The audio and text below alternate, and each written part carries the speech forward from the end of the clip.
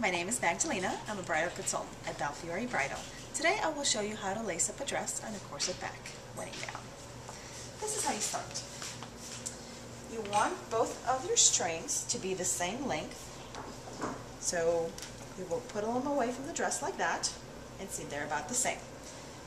You want to loop them through the first loop at the very top, and then we're going to be going from the top to the bottom. You can either start on the left side or on the right side and just loop across like shoelaces. You want to straighten out your ties every time you go across. You do not have to start by pulling really tight. I usually like to go through all the way down, twisting as you go. Make sure everything is nice and flat, and then we can go through again and tighten it. We'll show that to you guys a little bit later in this video. So you just kind of go one and then across to the other one, straightening as you go. Now that we are at the end of our lacing process, we're going to finish up, and it's still kind of loose. So what you want to do is you want to go row by row and tighten all the way down so the bride feels nice and secure in her wedding gown. The way you would do that, you would start with the very top loop, you would pull it kind of more across, and then you will go to the next row. It is easier sometimes if you have two people doing this, one person to hold the tightness of the lace up and the other one to pull as you go. So somebody holds and the other person can go ahead and pull through. I have a lovely assistant who's going to help me.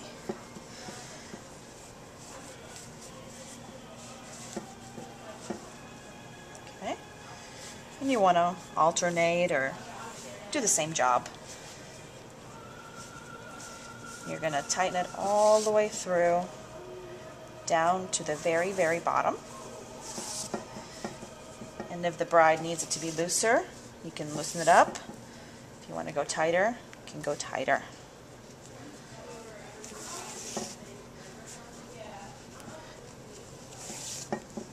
When you get to the bottom too, you can always pull on the very end of the tie. And depending on the bride's preference, you can tie it in a knot and then tie it in a pretty bow and leave the ties hanging nice, trailing down the train. Or you can also choose to do a square knot so the lacing does not unlace, and then the seamstress will trim these to be shorter so they can be easily tucked in for a nice clean look on the day of the wedding.